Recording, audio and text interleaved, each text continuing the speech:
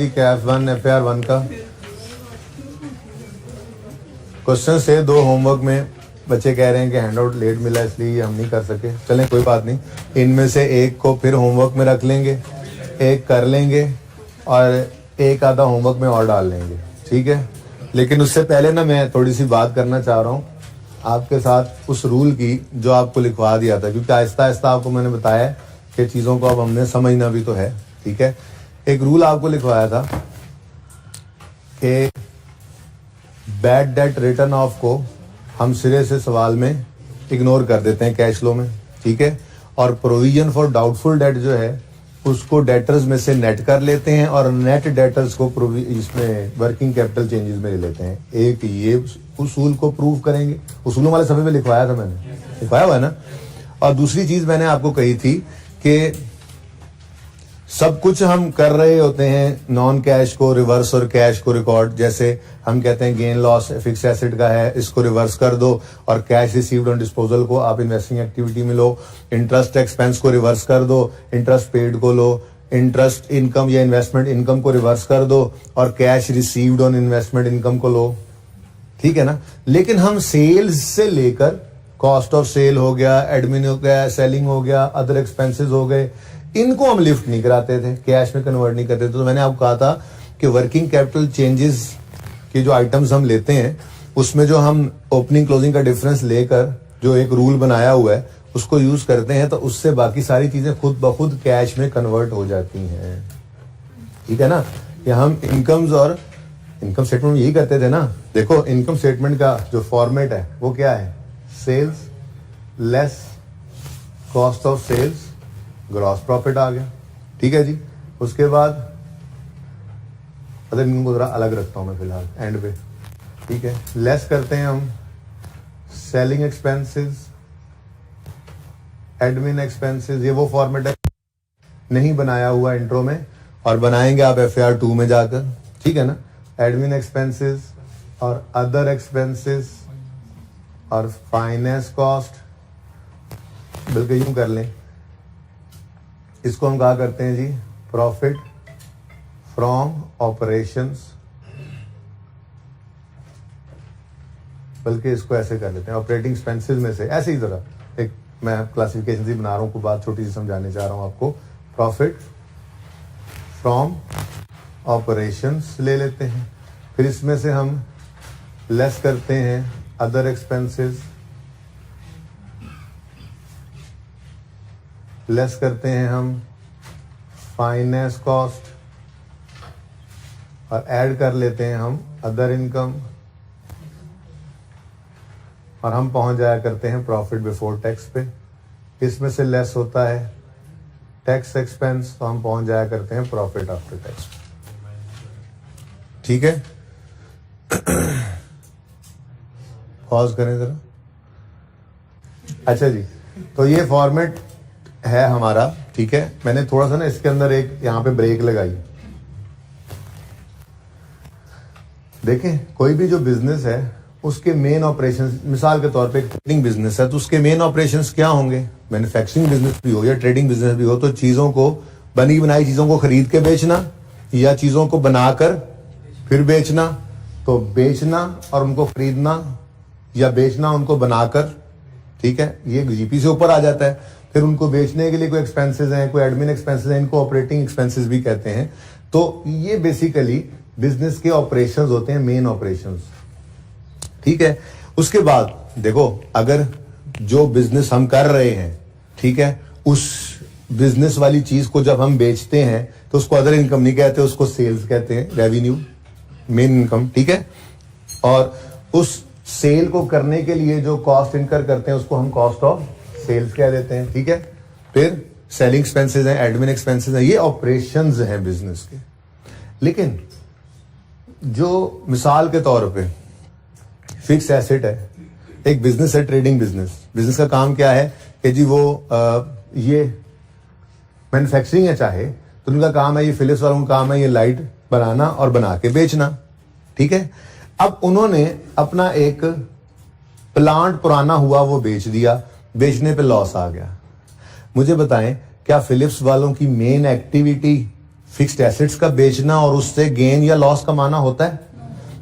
इसलिए जो बिजनेसेस होते हैं, ये ट्रेडिंग या मैन्युफैक्चरिंग बिजनेसेस, भाई एक तो बिजनेस जिसका काम ही फिक्स एसेट बेचना हो, जैसे गाड़ियों का बिजनेस है, वो बेच ही ऐसी चीज रहे हैं जो फिक्स एसेट की नेचर की, तो उनकी इन्वेंट्री बन जाएगी ना। मैं इन्वेंट्री की बात नहीं कर रहा, ठीक है ना।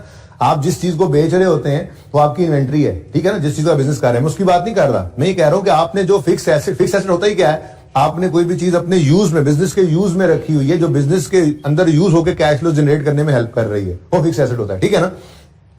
तो जो भी बिजनेसेस होते हैं उनकी कोर एक्टिविटी अपने फिक्स्ड एसेट्स को बेचकर उनसे गेन कमाना या लॉस इनकर करना नहीं होती, ठीक है ना। सेल्स तो रोज हो रही हैं, कॉस्ट ऑफ सेल्स रोज इनकर हो रही हैं, सेलिंग एडमिन एक्सपेंसेस रोजाना हो रहे हैं, लेकिन फिक्स एसेट बिक कर गेन आ जाना या लॉस आ जाना ये कभी कभी का है काम, ठीक है ना। तो इसलिए अगर फिक्स एसेट बेचा, उस पर लॉस आ गया, और मिसाल के तौर पे वो फिक्स एसेट फैक्ट्री में पड़ा था, तो उस एक्सपेंस को कॉस्ट ऑफ लॉस को कॉस्ट ऑफ सेल में नहीं डालते। और अगर वो हेड ऑफिस में या सेल डिपार्टमेंट में पड़ा था तो उसके एक्सपेंस को सेलिंग या एडमिन में नहीं डालते, बल्कि उसको कहां रखते हैं, अदर एक्सपेंसेस। उसकी वजह यह है कि हम ओवर द ईयर्स कंपैरिजन कर रहे होते हैं, ठीक है ना। तो फिक्स एसेट का बिकना और उस पर लॉस आ जाना ये नॉर्मल एक्टिविटी नहीं है जो हर साल ही इनकर हो रही होती है, रूटीन का काम नहीं है, इसलिए इसको इधर रखने की बजाय अदर एक्सपेंस में डाल दिया जाता है। ऐसे ही आपने फिक्स एसेट बेचा, उसके बेचने पे आपको गेन आ गया, अब फिक्स्ड एसेट बेचकर उनसे गेन कमाना ये कोर बिजनेस तो नहीं है, तो इसलिए उसको रेवेन्यू में डालने की बजाय कहां फेंक देते हैं, अदर इनकम में फेंक देते हैं। फिर आपके पास कोई पैसे सरप्लस पड़े थे, आपने उनको उठाया और कहीं इन्वेस्ट कर दिया, उससे इन्वेस्टमेंट इनकम आ गई। सरप्लस पैसों को इन्वेस्ट करके इनकम कमाना ये आपका कोर बिजनेस नहीं था। सरप्लस पड़े थे तो इन्वेस्ट करके इनकम कमा ली, रेवेन्यू नहीं कहते, अदर इनकम में डाल देते। मिसाल हमने ली थी रेंटल इनकम की, बचपन से लेते आ रहे हैं कि बिजनेस जो है वो गुड्स बेचना है, लेकिन सरप्लस फंड्स पड़े थे तो कोई एक प्लाजा बना के उसको रेंट पे भी चढ़ा दिया, उसको अब अदर इनकम कहेंगे। बात समझ रहे हैं थोड़ी सी, ठीक है ना। तो एक चीज होती है ऑपरेशंस, और एक उसके अलावा जो कभी कभी होने। फाइनेंस कॉस्ट भी क्या है भाई, ऑपरेशंस नहीं है कि आपने लोन, आपका काम ही क्या है जी, लोन लेते हैं, इंटरेस्ट देते हैं, बस मरगूब हमारा काम, मशगला ही यही है हमारा मरगूब मशगला। क्या हम बैंकों से लोन लेते हैं, उस पर इंटरेस्ट पे करते हैं? नहीं भाई, बिजनेस को जरूरत पड़ गई थोड़े से पैसों की, अगर सरप्लस है उसको इन्वेस्ट करके इनकम आई तो अदर इनकम में ले गए, इधर कहां गई, अदर इनकम में। और अगर पैसे कम पड़े, बैंक से लोन लिया, उसको इंटरेस्ट पे किया, फाइनेंस कॉस्ट में ले जाएंगे। तो कहने का मकसद ये था कि इन चीजों के अंदर जो पड़ा होता है ना, उसको हम रिवर्स करते आए। हम पकड़ते थे पीबीटी, स्टार्टिंग पॉइंट हमारा पीबीटी होता है ना, ठीक है। और अदर इनकम के अंदर अगर कोई gain on disposal of fix asset पड़ा है तो हम उसे रिवर्स कर देते थे। हम कहते थे आते आते ऐड हो गया, लेस कर दो और कैश रिसीव को लो। अदर एक्सपेंसेस में मिसाल के तौर पे कोई लॉस ऑन डिस्पोजल पड़ा है, हम कहते थे आते आते लेस हो गया, ऐड बैक कर दो और कैश रिसीव्ड लो। इंटरेस्ट एक्सपेंस को हम कहते थे कि ऐड बैक कर दो और इंटरेस्ट पेड को लेस करो। ये सब तो काम हम कर रहे थे, ठीक है ना। लेकिन हमने सेल में भी तो क्रेडिट सेल्स पड़ी थी, उनको नहीं छेड़ा था। कॉस्ट ऑफ सेल में क्रेडिट परचेजेस हो सकती है, नहीं छेड़ा। एडमिन सेलिंग एक्सपेंस में बहुत सारे खर्चे ऐसे होंगे जो अक्रूवल की बेसिस पे रिकॉर्डेड होंगे, हमने उनको तो नहीं कैश में कन्वर्ट किया।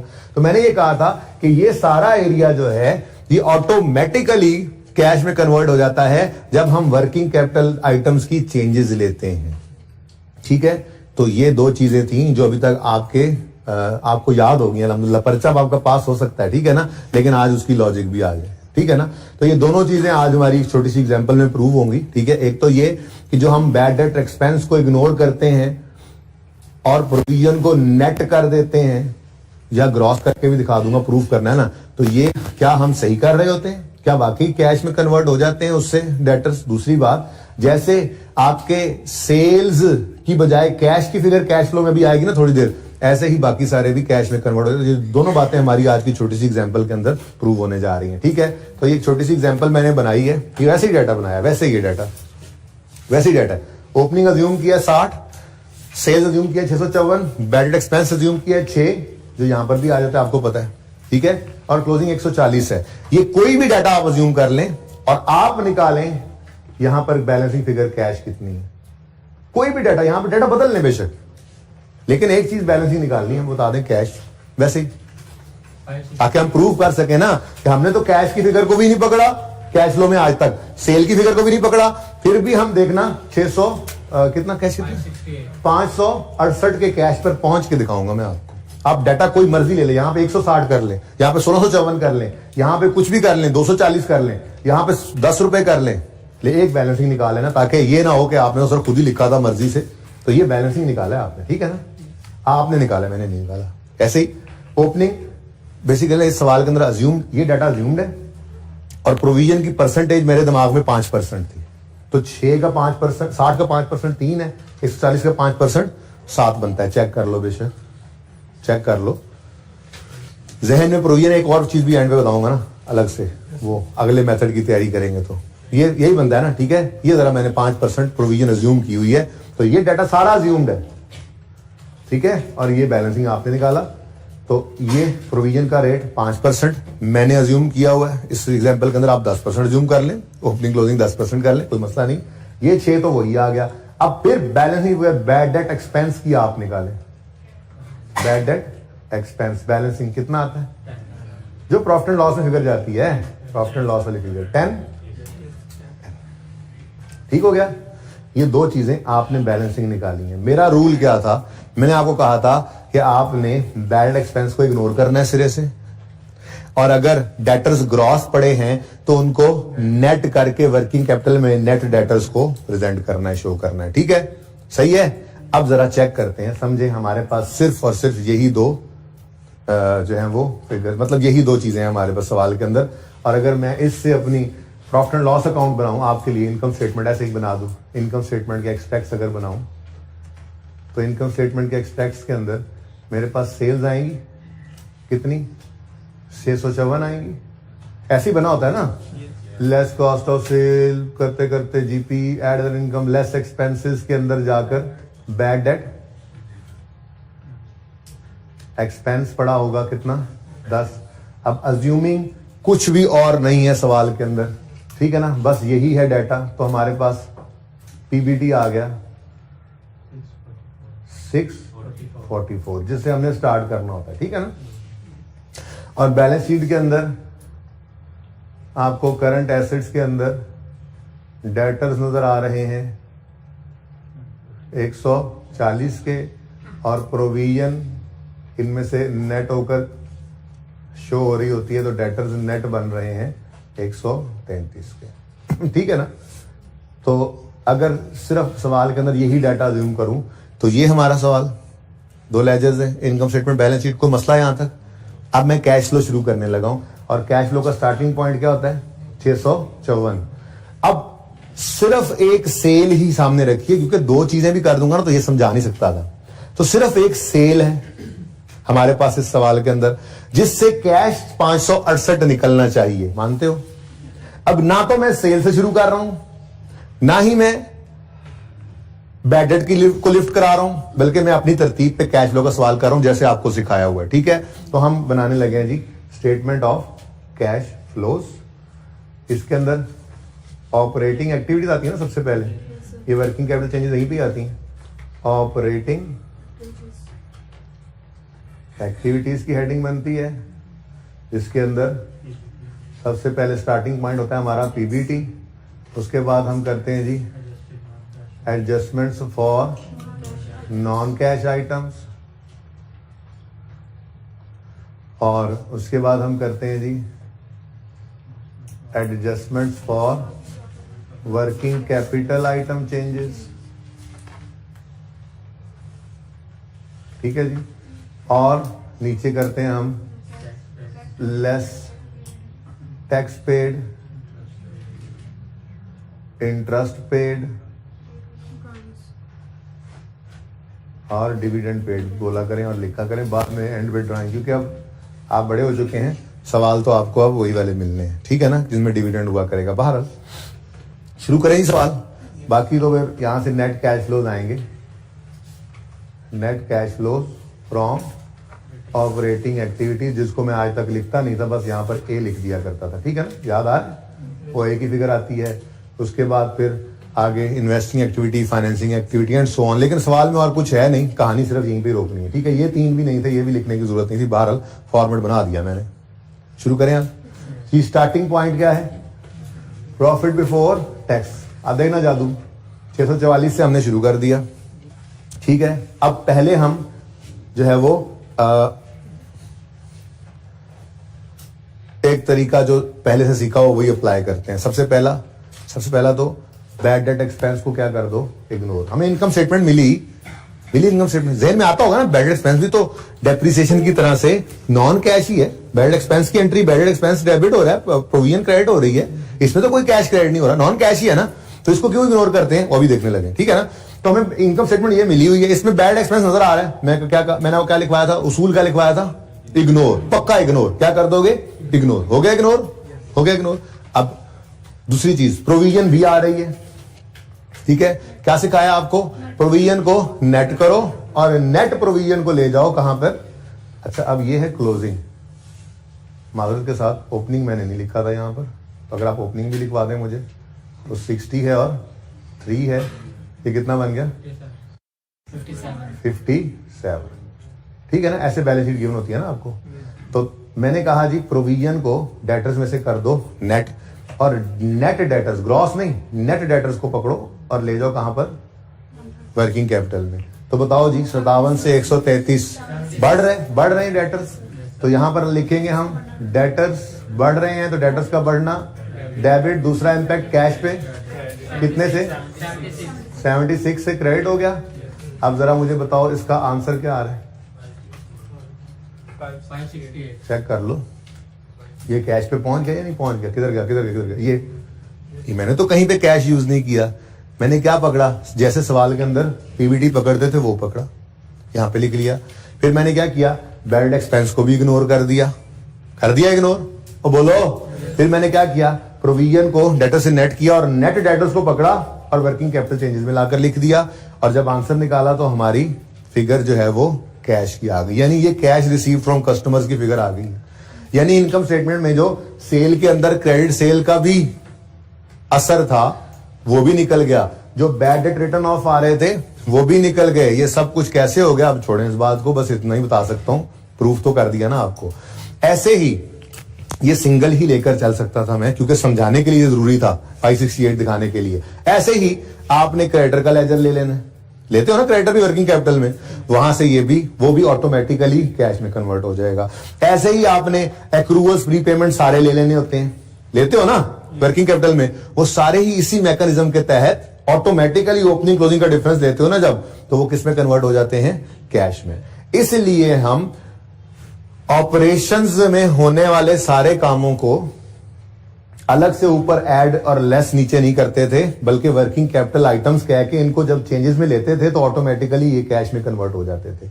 इसके अलावा वाले जितने भी हैं, चाहे वो लॉस ऑन डिस्पोजल हो, चाहे वो गेन ऑन डिस्पोजल हो, चाहे वो इंटरेस्ट एक्सपेंस हो, चाहे वो इन्वेस्टमेंट इनकम हो, इन सब को हम क्या करते हैं, एडजस्टमेंट्स और नॉन कैश के अंदर इनकम्स एक्सपेंसेस को रिवर्स कर देते हैं, और जो इनका एक्चुअल कैश रिसीव होता है या कैश पे होता है हम उसको कैश फ्लो के अंदर शो करते हैं। लेकिन इन आइटम्स को कुछ नहीं करते। असल में कुछ नहीं क्यों नहीं करते, हम वर्किंग कैपिटल चेंजेस में कर तो रहे होते हैं इनको ओपनिंग क्लोजिंग के डिफरेंस के साथ प्लस माइनस, वो जो प्लस माइनस कर रहे होते हैं वो बिल्कुल सही कैश रिसीव्ड ही हुआ था ना, कैश रिसीव पॉजिटिव ही निकला है, ठीक है ना। ऐसे ही क्रेडिटर के लेजर के अंदर कैश पेड होता है ना, तो वो माइनस वाली फिगर ही निकल रही होती है। अब इसको छोड़ दें, इससे ज्यादा समझाने की जरूरत नहीं है। प्रूव ये हो गया कि जो हमने रूल लिखा था वो सही था।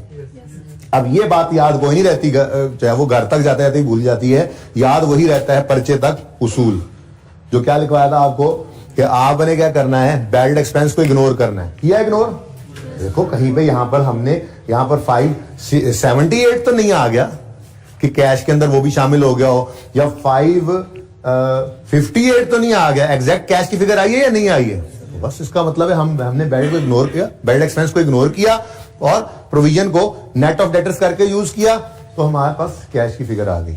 मानते हो ये बात? अभी रुक जाओ, एक और काम क्या है,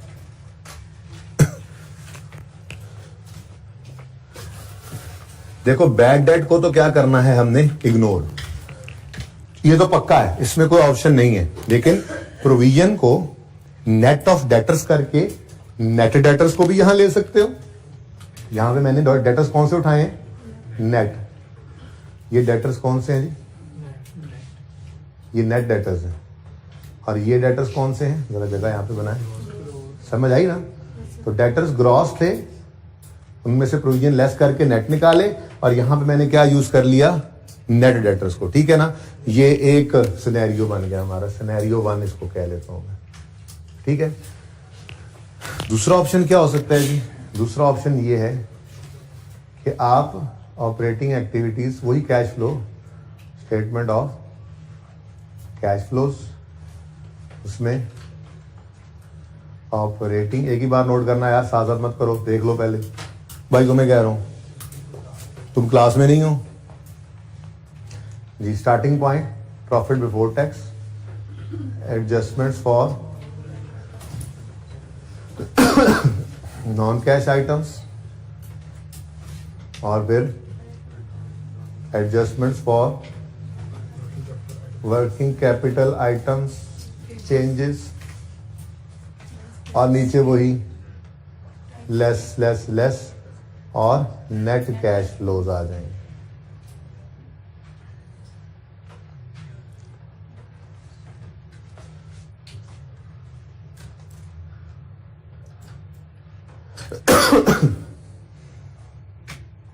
ठीक है, अच्छा अब वही इंटरेस्ट पेड,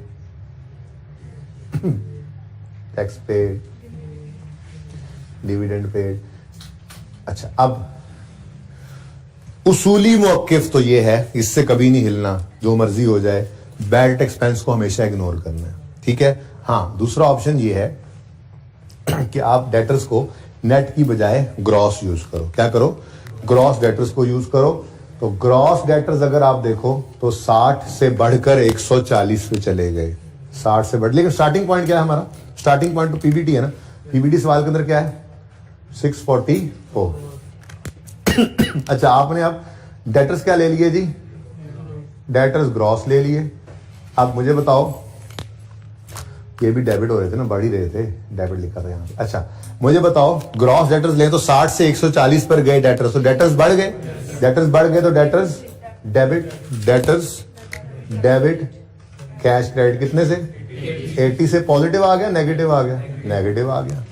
लेकिन अब मसला ये है कि एक प्रोविजन भी है। फिर अगर आपने ग्रॉस डेटर्स ले लिए तो एक प्रोविजन भी है, अब प्रोविजन को भी कंसिडर करो। अब प्रोविजन की नेचर क्रेडिट है, कॉन्ट्रा डेटर है ना, तो समझने के लिए इसको लायबिलिटी कर लो ज़हन में। इस है लायबिलिटी है नहीं, लेकिन समझने के लिए, क्योंकि नेचर क्रेडिट है इसकी, कॉन्ट्रा एसेट है तो इसकी नेचर क्रेडिट है ना, तो लायबिलिटी सोच लोगे काम हो जाएगा। ठीक है ना, कर वैसे ही लो ये काम। 3 से 7 पर प्रोविजन बढ़ गई, प्रोविजन क्रेडिट नेचर की चीज है, समझो लायबिलिटी है तो लायबिलिटी बढ़ गई। ठीक है, लायबिलिटी का बढ़ना क्रेडिट होता है, तो एडजस्टमेंट फॉर नॉन कैश के अंदर आपको लिखना पड़ेगा फिर प्रोविजन फॉर डाउटफुल डेट। ठीक है, नीचे का,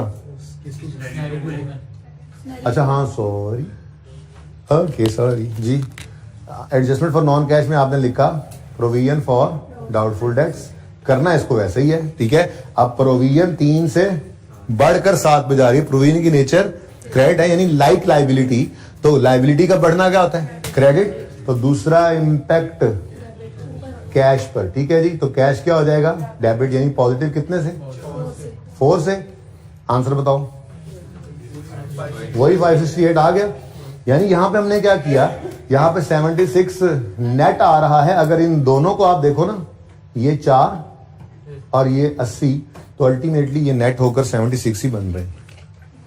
तो ये जो हम नेट कर देते हैं ना, नेट करके नेट को यूज कर लेते हैं, इससे जरा बचत हो जाती है। तो ये रेकमेंडेड है मेरी तरफ से पर्चे में। ठीक है, आईकैप क्या करता है? आईकैप अक्सर ये करता है, ठीक है ना, कि ग्रॉस अलग अलग अगर पड़े हो ना, तो ग्रॉस डेटर्स शो कर देता है और प्रोविजन शो करता है। भाई अल्टीमेटली बात तो वहीं भी आती है, दोनों ही तरह से बात अलाउड भी है, दोनों तरह से ट्रीटमेंट। तो मेरी तरफ से रिकमेंडेड ट्रीटमेंट क्या है, ये सिनेरियो 1, कि आप क्या किया करो, डेटर्स और प्रोविजन जो अलग अलग होते हैं, तो आप उनको नेट करके, अगर अलग अलग हो तो नेट करके नेट डेटर्स को यहां यूज कर लो। ठीक है, नेट डेटर्स को यूज कर लो। और अगर आपने खुदा ना खास्ता ग्रॉस डेटर्स को यूज किया है तो फिर कोई मसला नहीं है, आप प्रोविजन के लिए भी फिर क्या कर लो, अलग से एक वर्किंग कर लो नॉन कैश के अंदर। ठीक है, समझ गए? तो ये हमारी दोनों तीनों बातें आज प्रूव हो गई। पहली बात, बैड एक्सपेंस को हमने इग्नोर किया, भाई ये तो इधर भी इग्नोर किया, 10 को लिफ्ट ही किसी ने नहीं कराई। देखो यहां तक आते हैं, पीबीटी तक आते आते माइनस हो चुका था या नहीं हो चुका था? हो चुका था ना माइनस। मैंने ना यहाँ पे इसको लिफ्ट कराई है जब मैंने नेट डेटर्स यूज किए ना ग्रॉस डेटर्स यूज किए तो, लेकिन नेट डेटर और ग्रॉस डेटर यूज करना ये एक अलग सिनेरियो, दो अलग अलग चीजें। एक चीज है बैड एक्सपेंस को इग्नोर करना और दूसरी चीज है प्रोविजन को डेटर में से नेट करके नेट डेटर्स को यूज करना। प्रोविजन को डेटर्स में से नेट करके नेट डेटर्स को यूज करेंगे तो प्रोविजन की ट्रीटमेंट नहीं करनी पड़ेगी, और अगर ग्रॉस डेटर्स को यूज करेंगे तो वे प्रोविजन की ट्रीटमेंट भी करनी पड़ेगी। ये फर्क समझ आता है। लेकिन बैड एक्सपेंस को तो हमेशा क्या करना है, इग्नोर। हालांकि देखो 644 तक आते थे, 10 माइनस हो चुका था, हमने कहीं भी इसको लिफ्ट नहीं कराई और हम फिर भी ऑटोमेटिकली कहां पे पहुंच गए, कैश पे पहुंच गए, क्योंकि हम ओपनिंग क्लोजिंग डेटर्स का फर्क ले रहे होते हैं। ठीक है ना। तो इसी तरह से भाई जो चीजें हमारी वर्किंग कैपिटल आइटम्स में आती है ना, वो सारे यही तो होते हैं। इन्वेंट्री आ रहा है, डेटर्स आ रहा है, क्रेडिटर्स आ रहा है, एक्रूवल्स आ रहे हैं, प्री पेमेंट्स आ रहे हैं, सारे ऑपरेशंस के पार्ट ही होते हैं ना। तो वो हर चीज यहां पर ऑटोमेटिकली क्या हो जाती है, आपके इस वर्किंग कैपिटल चेंजेस वाले सेक्शन के अंदर कैश में ऑटोमेटिकली कन्वर्ट हो जाती है। ठीक है, सही है, हैंड्स प्रूव्ड, नोट कर लें इसको। अच्छा एक छोटी सी बात और सुन लें फिर नोट कर लेना।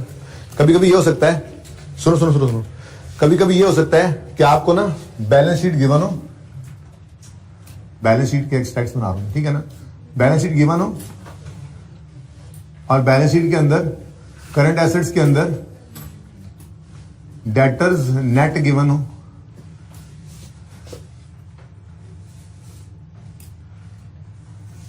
नेट कितने 133 और 57 ऐसे, ठीक है, और नीचे अदर इंफॉर्मेशन हो और उसके अंदर लिखा हो मिसाल के तौर पे कि जी provision for doubtful debt is 5%। अब जिस मेथड से इस वक्त तो हम सवाल कर रहे हैं उसमें तो हम खुश होंगे, हम कहेंगे नेट ही मिल गए, और बैलेंस शीट में हमेशा होते भी नेट ही हैं, ठीक है ना। अगर खामोश हो तो नेट ही पड़े होते हैं बैलेंस शीट में, ठीक है ना। लेकिन जो हम कल नहीं तो परसों दूसरा मेथड करेंगे कैश फ्लो का, उसके अंदर हमने ये लेजर बनाना होता है डेटर का। बैलेंस शीट में डेटर्स नेट ही जाते हैं, लेकिन लेजर याद रखना ये हमेशा ग्रॉस डेटर्स का बनता है, प्रोविजन तो अलग जो रखते हैं हम। तो अगर ऐसी सूरत आ जाए सवाल में तो फिर एक छोटी सी वर्किंग करके शायद हम नेट डेटर्स को ग्रॉस में कन्वर्ट कर सकते हैं, ठीक है ना। यानी मिसाल के तौर पे ये लेजर्स मैंने बनाने थे, ठीक है ना, मिसाल के तौर पे ओपनिंग क्लोजिंग चाहिए था मुझे, लेकिन डाटा इस तरह से गिवन था, तो फिर छोटी सी वर्किंग कर लेंगे। हम कहेंगे जी जो ग्रॉस डेटर्स होते हैं ना, ठीक है जी, उनमें से लेस करते हैं ना जब प्रोविजन फॉर डाउटफुल डेट को, तो वो हमारे नेट डेटर्स आ जाते हैं, ठीक है जी। और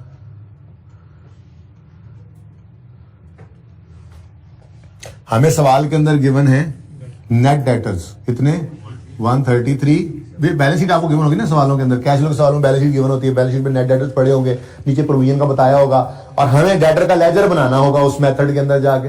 डेटर्स का लेजर ग्रॉस पे बनता है। मैंने कहा ये बात आज कर लेना ताकि उस दिन जब आए तो पहले से एक बार हुई दोबारा कर लेंगे, ठीक है ना। अब डेटर्स ग्रॉस निकालने हैं तो क्या करोगे, बताया ये गया कि प्रोविजन का रेट क्या है 5%, इसका मतलब फिर ये 95 पे पड़ा है, तो ये हमें 100 पे चाहिए, ठीक है ना। तो अब आप बेहतरीन फॉर्मूला है, आपको पता ही है, आप क्या करोगे, आप कहोगे जी गिवन अमाउंट ये 95 है, हमें इसका 100 चाहिए, बोलो हैं 57 डिवाइडेड बाय 95 इंटू 100 140 आता है, 60 आता है। तो फिर हाँ ठहर जाओ, फिर यहां पर बैलेंसिंग क्या आ गया 3, ऐसे ही 133 को डिवाइड बाय 95 इंटू 100 करो तो 140, तो यहां पर बैलेंसिंग क्या आ गया, तो आप कोई एक फिगर निकाल के दूसरा बैलेंसिंग निकाल सकते हो, और आप चेक करो आप पहुंच गए फिगर्स पे। ये करोगे, अब डेटर्स को आप बनाओगे 60 और 140 ओपनिंग क्लोजिंग सवाल जब कर रहे होगे, और प्रोविजन को ओपनिंग क्लोजिंग लिखोगे 3 और 7, ठीक है। लेकिन ये फिलहाल जरूरत नहीं थी, ये सिर्फ अगला एक मेथड आ रहा है कैश फ्लो का, इससे हटकर उसके लिए हम इसको यूज करेंगे। क्योंकि देखो दो ही चीजें हैं, या तो सवाल के अंदर सुन लो, नोट करने वाली बुलाओ सुन लो, या तो सवाल के अंदर नेट डेटर्स गिवन होंगे जो अभी तक हम कैश फ्लो कर रहे हैं, या ग्रॉस डेटर और प्रोविजन गिवन होगी। नेट गिवन होंगे तो खुश होंगे, हम कहेंगे छोड़ो बस हमने क्या करना ग्रॉस करके, ठीक है ना। और अगर ग्रॉस गिवन होंगे तो फिर साथ प्रोविजन गिवन होगी, तो ग्रॉस से प्रोविजन माइनस करके नेट निकालना पड़ सकता है मैक्सिमम, तो ठीक है ना, और सही है। लेकिन मेरे ख्याल में बैलेंस शीट के अंदर तो उसे प्रोविजन भी देनी ही पड़ेगी, वरना बैलेंस शीट टैली कैसे हो जाए, बहरहाल जो भी है, ये काम जो रिवर्स वर्किंग वाला थोड़ा सा ये करना पड़ सकता है अगले मेथड में जाके, यहां पे जरूरत नहीं पड़ सकती, लेकिन आपको पता होना चाहिए कि वर्किंग कैसे बनती है। मैंने अमीन वाला सवाल कल करवाया था, आपको करवाया था, उसके अंदर भी क्या था, उसके अंदर भी मैंने कहा था कि फिक्स एसेट बुक वैल्यू दी हुई है ना, उसको आप फिक्स एसेट कॉस्ट पे जाना चाहो तो इस तरह की वर्किंग कर लो, डायरेक्ट करने की बजाय वो जरा सिखाया था, इसी की बेस बनाई थी। ठीक है, तो ये अलग है, इसको नोट कर लें आप। एक हैंड रिटन पेज भी वैसे इसका बनाया था, ये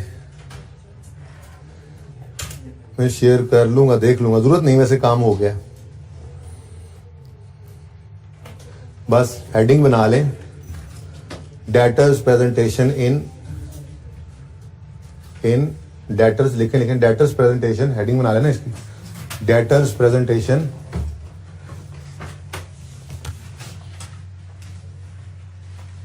debtors and provision for doubtful debt presentation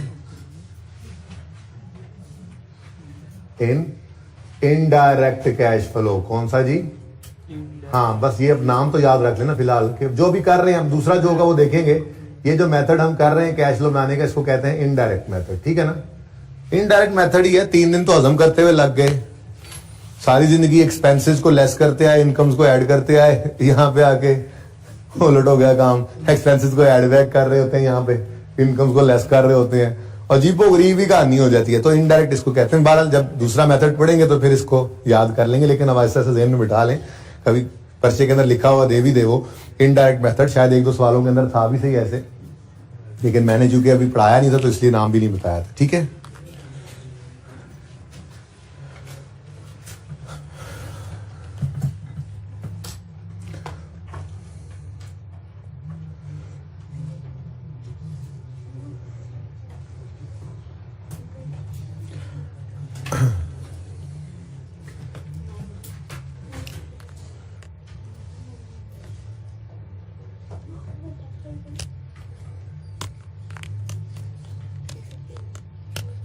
कितनी देर लगेगी नोट करने में? 5 मिनट ज्यादा है बेटा। 5 मिनट समझने के बाद 5 मिनट 4 लफ्जों को नोट करने पे अगर तुम लोगों ने लगाने हैं ना, तो फिर बस कोई हाल नहीं, फिर तो मैं कहूँगा कोई जो हाल नहीं। बड़ी मेहरबानी भाईजन, 4.5 मिनट आपने जो मुझे 30 सेकंड का डिस्काउंट दिया है ना,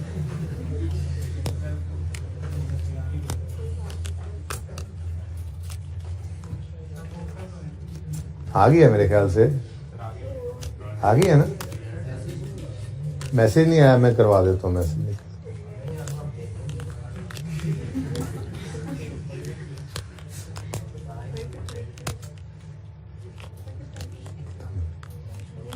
नहीं पता,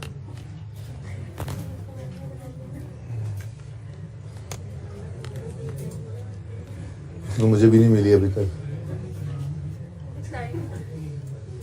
नहीं आ गई होगी।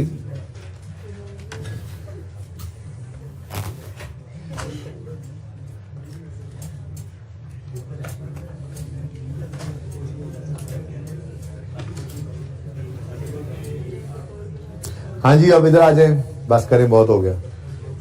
अच्छा जी, क्वेश्चन 2 थे होमवर्क के अंदर। कितने बच्चों ने ये ट्राई किए दोनों? कौन सा वाला? पहले वाला ही कर लिया उन्होंने। अच्छा चले, सुने इधर प्लीज, सुने प्लीज, सुनने प्लीज। इसको ट्राई दोबारा करना है आपने, लेकिन थोड़ी सी बात इस पे और कर लूं। जैसे मिसाल के तौर पे 250 लैंड की कॉस्ट गिवन है 31 दिसंबर 14 पर, ठीक है, और यही हमारी क्लोजिंग डेट है। इसी दिन हमने 31 दिसंबर 14 की ही हमने कैश फ्लो बनानी है, ठीक है। तो क्लोजिंग बैलेंस हमारे सामने आ गया लैंड का। अब ओपनिंग कितना है, यहां पे कुछ उसने ओपनिंग बैलेंसेस दिए थे जिनके अंदर उसने लैंड का ओपनिंग बैलेंस हमें नहीं दिया। अब क्या करें?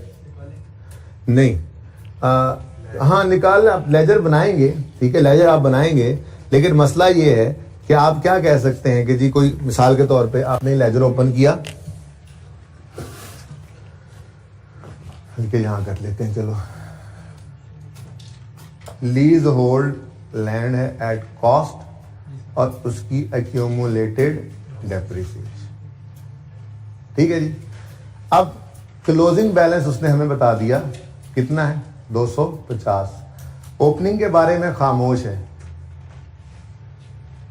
ठीक है, ऐसे ही एक्यूमुलेटेड डेप्रिसिएशन भी 31 दिसंबर पे बताया ना उसने, ये कितना आ रहा है 200। ठीक है, और ओपनिंग के बारे में यहां पे भी खामोश है, नहीं बताया उसने। लेकिन साथ ही उसने ये बता दिया था सवाल के अंदर कि लैंड को हम 2% डेप्रिसिएट कर रहे हैं। ये क्यों लैंड को डेप्रिसिएट कर रहे हैं बताया था आपको, ये लीज होल्ड लैंड है, फ्री होल्ड नहीं है। यानी ये 50 साल 40 साल 30 साल 99 साल इतने सालों की लीज पे गवर्नमेंट ने दिया होता है। जितने साल की लीज पे होता है उतने अरसे पे हम उसको फिर अमाउंटाइज कर डेप्रिशिएट कर देते हैं। ठीक है ना, तो इसलिए इसकी डेप्रिसिएशन आ रही है। ओके, इससे परेशानी होना। अच्छा, तो 2% डेप्रिसिएशन है। वैसे लाइफ कितनी होगी 2% है, तो जरा करके देखो। 1/0.02 1/0.02 50 साल 1/0.02 करो, 50 ईयर्स लाइफ होगी ना। मतलब 50 साल की लीज पर ये मिला हुआ है, तो हम 50 साल पे इसको एक्सपेंस आउट कर रहे हैं। ठीक है ना, फ्री होल्ड नहीं है, इसलिए इससे परेशान नहीं होना। अच्छा, सवाल में से बता दिया 2% डेप्रिसिएशन रेट है और किस पे है जी, स्ट्रेट लाइन। मुझे भी देखने दो ना, मैं भी घर से पढ़ने आया हूं जी। Use straight line method for depreciation और 2%। ठीक है जी। तो इसका मतलब कि सवाल के अंदर 1 साल की डेप्रिसिएशन कैलकुलेट करनी थी हमने। ठीक है, अब जब डेप्रिसिएशन एक्सपेंस निकालने की बारी आई तो जहन में सवाल आया, यहां पर तो हमने ओपनिंग कॉस्ट ऑफ ऑल लेनी होती है। चलो जरा एक बार सवाल को गो थ्रू कर लें। कोई एडिशन डिस्पोजल की इंफॉर्मेशन है? पॉइंट 1 के अंदर उसने प्रॉफिट बताया, बिफोर टैक्स भी और आफ्टर टैक्स भी, यानी कि इनकम टैक्स बता दिया, आप निकाल लेंगे। फिर क्लोजिंग बैलेंसेस, ये पिछले साल क्लोजिंग बैलेंसेस आ रहे हैं। फिर बैंक लोन लिया है, फिर डेप्शन रेट्स हैं और बता रहा है फुल मंथ डेप्शन है। कहीं पे कोई एडिशन डिस्पोजल हमें नहीं बताया गया कि था। जब नहीं बताया गया तो खुद से अज्यूम भी नहीं कर सकते। अब बड़ी ही माजरत के साथ मजबूरन हम यही अज्यूम कर सकते हैं कि ओपनिंग भी 250 ही है, यानी कि कोई एडिशन नहीं हुआ लैंड में और कोई डिस्पोजल भी नहीं हुआ। और क्या कर सकते हैं बताएं आप, और क्या कर सकते हैं? कहीं गेन लॉस दिया होता हमें पता लगता, ओ अच्छा फला जी तुम डिस्पोज हो रहे हो, चलो आ जाओ, डिस्पोजल अकाउंट बनाते। फिर कहीं ना कहीं से डाटा होता तो डिस्पोजल की कॉस्ट वगैरह निकल आती, वो लिख लेते और बैलेंस वगैरह निकाल के देखते कोई एडिशन है या नहीं है। लेकिन ऐसा कुछ भी सवाल के अंदर नहीं दिया हुआ, तो मतलब जो क्लोजिंग है, अगर कोई डिफरेंस होता तो वो यहां पर पिछले साल क्लोजिंग दे देता। अगर नहीं दिया हो तो फिर यही अज्यूम कर सकते हैं कि 250 ही पड़ा हुआ था। ठीक है, अब इस 250 पे रेट नहीं लगाना डेप्रिसिएशन का, लगाना कॉन्सेप्ट नहीं अपना खराब करना, लगाना किस पे है, ओपनिंग कॉस्ट ऑफ ऑल। वो अलग बात है कि फिगर एक ही है, सेम ही है। ठीक है, तो डेप्रिसिएशन एक्सपेंस आपने निकाला 250 इंटू 2% कितना 5। अच्छा ठीक है जी, तो फिर ये ओपनिंग कितना आ गया। अच्छा वैसे इस ओपनिंग के निकालने की हमें कोई जरूरत नहीं थी वैसे, बाय द वे, ना भी निकालें तो काम चलता था। लेकिन चूंकि आपको आदत होती है लेजर्स बनाने की, तो आपने फटाफट सारे लेजर्स ओपन कर लिए, उन्हें बैलेंस शीट देखकर लेजर बन गए। सब में क्लोजिंग आ गया, ओपनिंग नहीं मिल रहा था। तो जिस किसी का ओपनिंग है वो यहां पे मिल गया, जिसको ओपनिंग नहीं है वो फिर अज्यूम करेंगे कि वही है। जैसे मिसाल के तौर पे आपने लॉन्ग टर्म डिपॉजिट 70 नजर आ रहा है आपको, इनकम टैक्स पेएबल 40 नजर आ रहा है। चलो ये तीनों तो हो गए ना, चारों तीनों ही है, तीन ही है वैसे तो, क्योंकि ये दो डेटर और सॉरी स्टॉक हो गया, फिर कैश एंड बैंक हो गया, फिर अच्छा अकाउंट रिसीवेबल आ रहे हैं ऊपर, अकाउंट रिसीवेबल, लेकिन वो नेट है अल्हम्दुलिल्लाह। ठीक है, अकाउंट रिसीवेबल हो गए, अच्छा ये स्टॉक ही है, ये अकाउंट रिसीवेबल हो गए, ये कैश एंड कैश इक्विवेलेंट में चला जाएगा और ट्रेड पेबल भी, ये 3 वर्किंग कैपिटल में चले गए। ये तो चले गए ना। अब लेजर तो बनने हैं इन दो के, लेजर इन्हीं के बनने हैं ना। तो आपने जब इनकम टैक्स का लेजर ओपन किया होगा, आप तो भागम भाग इस वक्त बैलेंस शीट बना रहे होंगे, तो आपने यहां पर चलते चलते चलते चलते देखा होगा इनकम टैक्स पेएबल, आपने यहां पे लिखा होगा इनकम टैक्स एक्सपेंस लिख लो, और क्लोजिंग में क्या आ रहा है, पेएबल। ये क्लोजिंग पेएबल है कितना 85। अब अगर सवाल खामोश होता तो मजबूरन हमें इसको अज्यूम करना पड़ता ना, ओपनिंग खुद से कैसे अज्यूम कर सकते हैं। लेकिन सवाल खामोश है, सवाल ने कहा पिछले साल क्लोजिंग 31 दिसंबर 13 पर ओपनिंग ये कितना था 80, तो फिर ये हमारे साल का ओपनिंग बन गया 80। ठीक है ना, ऐसे सवाल जो बता दे उसको ओपनिंग क्लोजिंग है, वरना तो नहीं है। फिर जैसे वहां पे अज्यूम किया, ऐसे ही लॉन्ग टर्म डिपॉजिट है, यहां से आपने उठाया लॉन्ग टर्म डिपॉजिट 70 का, आपने कहा लो जी लॉन्ग टर्म डिपॉजिट है। लॉन्ग टर्म डिपॉजिट एसेट्स में है। लॉन्ग टर्म डिपॉजिट क्या होता है, आपने मिसाल के तौर पे मीटर लगवाया वापडा का, सिक्योरिटी जमा करवाई, तो कैश क्रेडिट होता है ना, कैश क्रेडिट, और ये डिपॉजिट आपका एक एसेट होता है, security deposit debit cash credit. जब मीटर खत्म करेंगे आप तो वो आपको डिपॉजिट वापस मिल जाएगा वापडा से, तो आपका एसेट ही है, नॉर्मली लॉन्ग टर्म होता है, ठीक है ना। तो इसलिए देखो साथ साथ ही आ गया long term non current assets के साथ ही। तो ये 70 का डिपॉजिट पड़ा है, लेकिन क्लोजिंग बैलेंस है, ये एसेट क्लोजिंग बैलेंस है। ये मैं थोड़ी सवाल पूरा नहीं कर रहा, सवाल वैसे तकरीबन हो ही गया पूरा देखो तो, लेकिन कर नहीं रहा पूरा, ये आप ट्राई करेंगे इंशाल्लाह, ओके। क्योंकि जितनी प्रैक्टिस आपने करने को बेटा, जितनी देर में मैं डिस्कस करता हूं ना सवाल, उतनी देर में सवाल करवा सकता हूं उससे ज्यादा आसानी से, लेकिन मैं फिर आपको डिस्कस करके भेज देता हूं, आप फिर करते हो, फिर अगले दिन आप मुझे पकड़ लेते हो, कहते हो नहीं ये समझ नहीं आया, ये समझ नहीं आया। तो जितनी देर में एक सवाल होना था उतनी देर में हम 2 सवाल कर रहे होते हैं, लेकिन एफर्ट आपकी तरफ से हो रही है ना, तो पर्चे में आपको वो काम आनी है, ठीक है ना। आप खुद ट्राई करते हो, आप खुद ट्राई करके, अब तो अच्छी बुक अल्लाह करे आज आप ना लेके जाओ, ऐसे ले लेना, ठीक है। बुक लेके भी जाओ तो अभी इसको ओपन ना करना, पहले ये सवाल कर ले, उस सवाल को जाके अपने कैश फ्लो वाले टॉपिक में से निकालना और सोल्यूशन देखना। आपको जो कॉन्फिडेंस इससे मिलेगा ना कि बिन देखे मैंने सवाल किया, अब तो मैं डिस्कस भी करके भेज रहा हूं, कल वाली बात तो डिफरेंट होगी ना, ठीक है। तो जो आपकी एफर्ट लगेगी ना पर्चे में, वो आपको काम आएगी। यहां पे कॉपी पेस्ट उससे कोई फायदा नहीं होगा, तो कीजिए काम। आप 10 बार सवाल पूछेंगे, मैं जवाब देता रहूंगा, कोई मसला नहीं है। जब तक सवाल क्लियर नहीं होगा हम आगे नहीं जाएंगे, लेकिन पहले आप,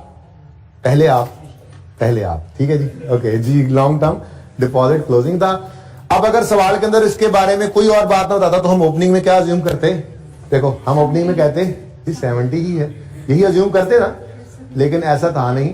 जब हम, क्योंकि सवाल को पढ़ते हुए ओपनिंग नहीं गिवन, तो खुद से ओपनिंग लिखते नहीं जाना था, हमने हर लेजर ओपन करके सिर्फ क्लोजिंग ही लिख लेने थे।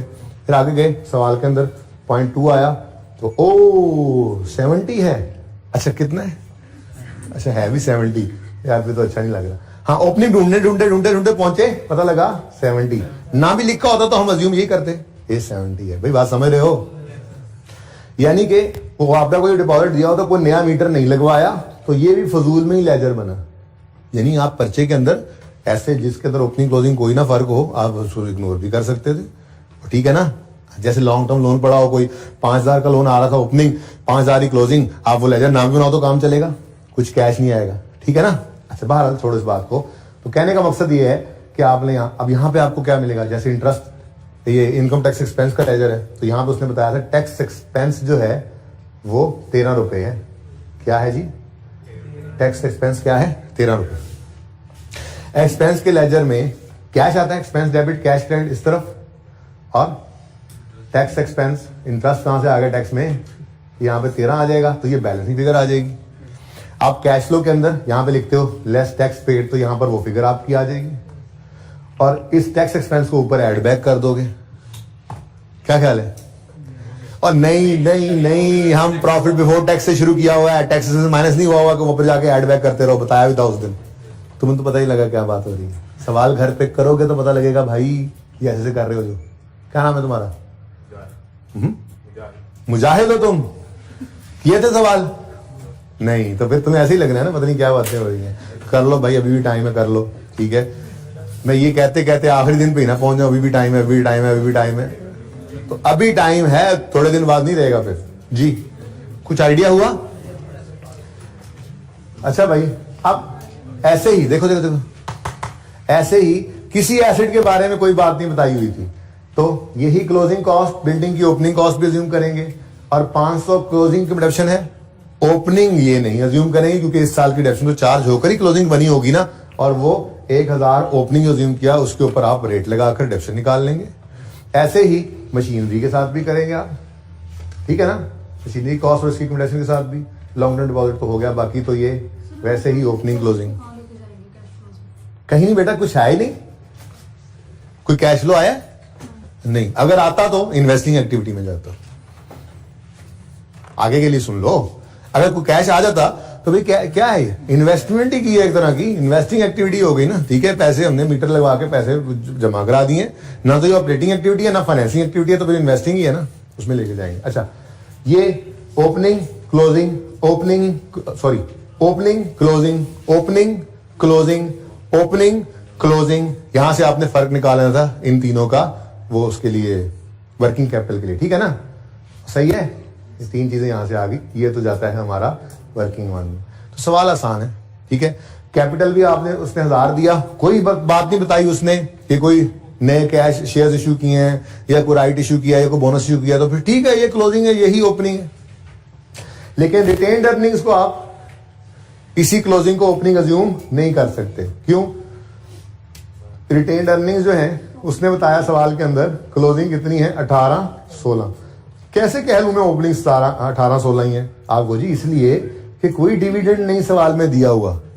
मैंने कहा यार डिविडेंड नहीं दिया हुआ तो प्रॉफिट तो है, प्रॉफिट तो है, और प्रॉफिट भी कौन सा? After tax. ये कौन सा है?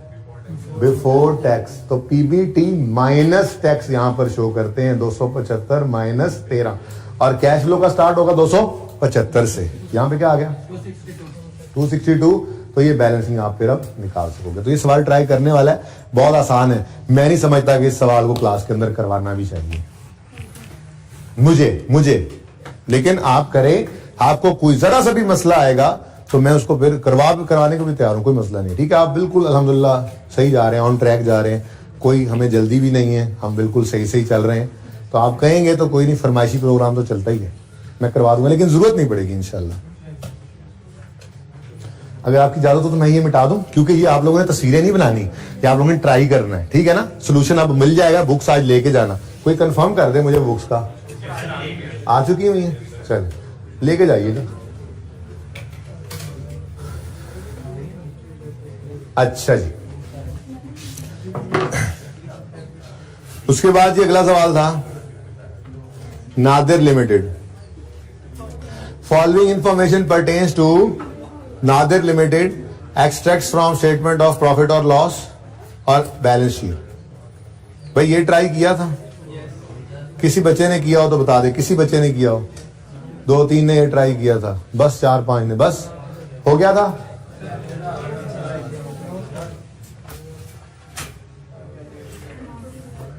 रीवैल्यूएशन का मसला है वो तो, हाँ। आप बताओ मुझे कि अगर सरप्लस ऑन रीवैल्यूएशन, यानी रीवैल्यूएशन सरप्लस का आप अकाउंट बनाओ और उस रीवैल्यूएशन सरप्लस के अंदर ओपनिंग 0 हो और क्लोजिंग 4000 हो, ऑलरेडी ना रुपीज इन थाउजेंड है, ठीक है, 4000, ठीक है, तो फिर मतलब बैलेंस फिगर इस तरफ आ रही है। क्या रीवैल्यू सरप्लस क्रेडिट हो रहा है तो कैश डेबिट हो रहे हैं, पैसे आ गए? नहीं भाई, रीवैल्यू सरप्लस आया करता था जिसकी एंट्री होती थी, यहाँ पे क्या है, पीपीई है, पीपीई डेबिट। तो ये जो बैलेंसिंग निकला है, ये आपने जो पीपीई का लेजर बनाना है ना, यहां से ओपनिंग कितना है 15,800, closing 21,400, PPE brought down 15,800, carry down 21,400।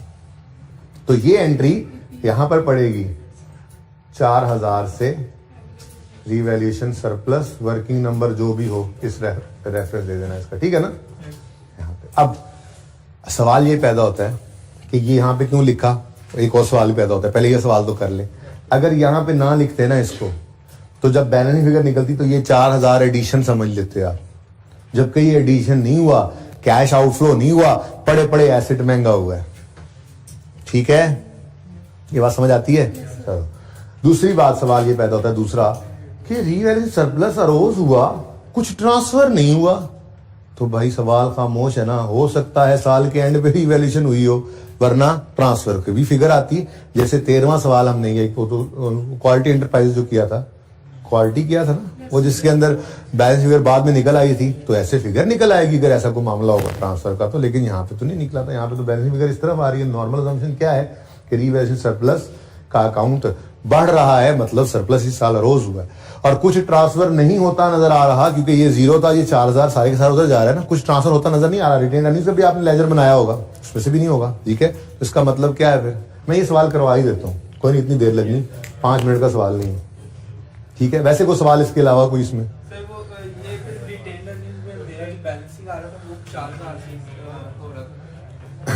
देख लेते हैं, हम सवाल ही कर लेते हैं। चलो ये मिटा दो जरा, मेरा दिल था वैसे करेक्शन ऑफ एरर को फिट कर लेते इसके अंदर, लेकिन थोड़ा नहीं दिल थे नहीं।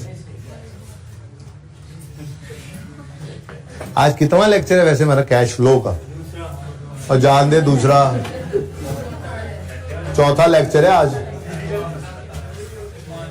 वो अपना बता रहे हैं।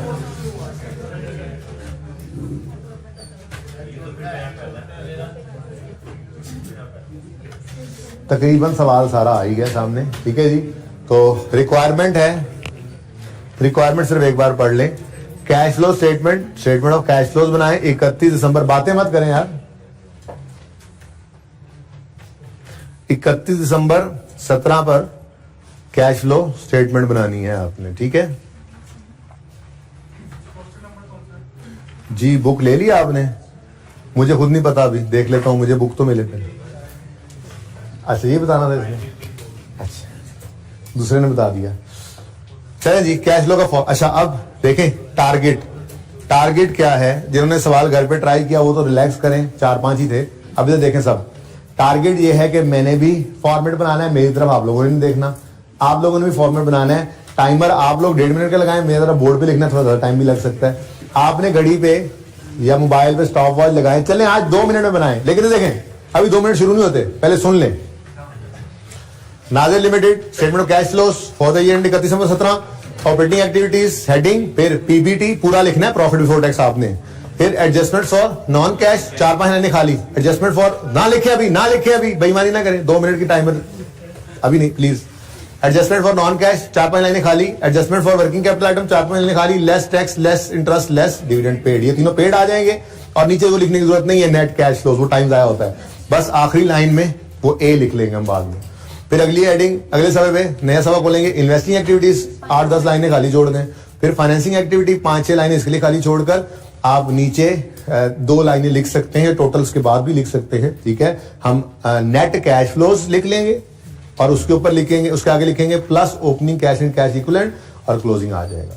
फिर वर्किंग 1 के अंदर आपने सिर्फ ये लिख देना है कैश एंड कैश इक्विवेलेंट, और इतना फॉरवर्ड बनाना है 2 मिनट के अंदर, ठीक है। शुरू हो जाए।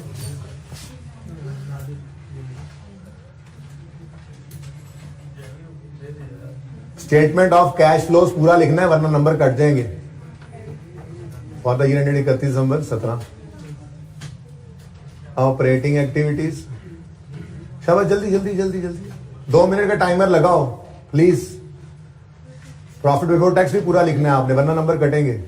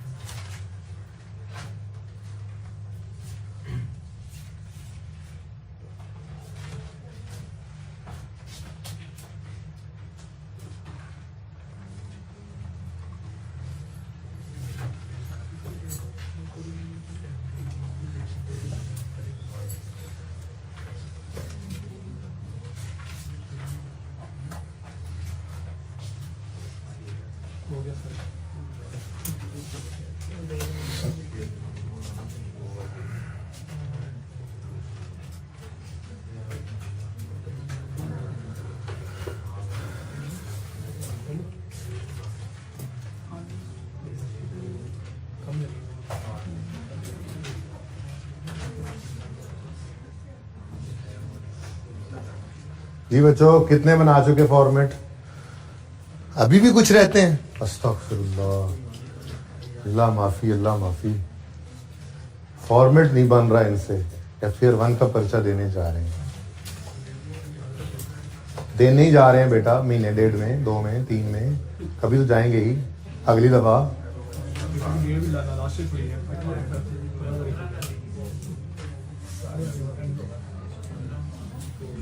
15 मार्च को जा रहे हैं यार। आपको तो बड़ा खुला टाइम नहीं मिल गया।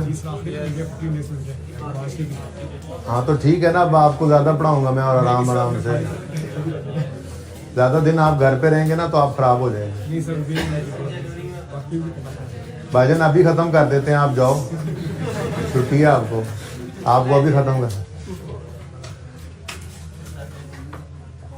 सर ये तो अच्छा हो गया यार, मुझे इंट्रो प्लस R1 की बहुत ज्यादा टेंशन थी। हाँ अच्छा, यकीन मानो आपने इंट्रो पास कर लिया है। आपका जो लेवल है, एटलीस्ट पढ़ तो लिया है, आपका लेवल और है।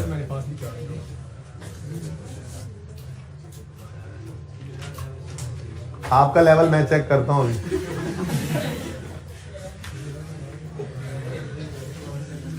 आहिस्ता से भी बोलते हो ना, उस्ताद को सुनाई देता है, बस कहता कुछ नहीं है।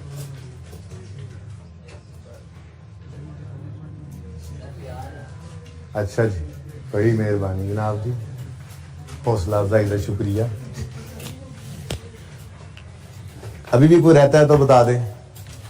चलें अब भाई ये देखो, तो 20 मिनट में ये सवाल करना है। अब ठीक है, आपने आज करेक्शन ऑफ एरर को बुनियाद नहीं डालने दी करेक्शन ऑफ एरर की, तो ठीक है, आप क्वेश्चन बैंक के 2 सवाल आप होमवर्क में जाएंगे नए, ठीक है, क्योंकि ये मैं करवा रहा हूँ। XYZ वाला सवाल आपका 15 मिनट का सवाल नहीं है, वो आप ऐसे फटका देंगे तो आप बोर हो जाएंगे। इसलिए मैं आपको क्वेश्चन बैंक के 2 सवाल होमवर्क में दूंगा आज, ठीक है। शुरू करें जी, चलो।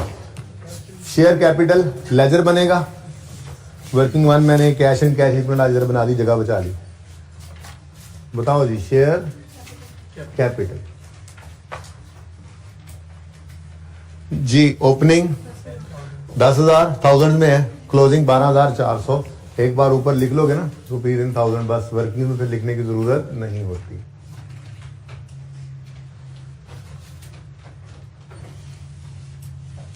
इंपॉर्टेंट टॉपिक है और मजे की बात है, आसान है, ठीक है ना। 70-80% सवाल हर बच्चे ही सही कर लेते हैं इसमें, ठीक है जी। Opening 10,000, closing 12,400। नेक्स्ट है जी शेयर प्रीमियम,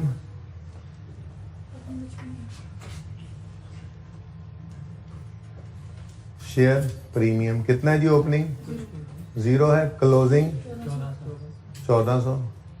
ये इसी दफा पे लगता है कोई नए शेयर इशू हुए हैं, राइट शेयर, और वो भी शायद प्रीमियम पे हुए हैं, कुछ ऐसा हुआ होगा। फिर क्या है जी? रिटेन्ड अर्निंग्स का लेजर बना लें। ओपनिंग बता दें 12,440, क्लोजिंग 13,450।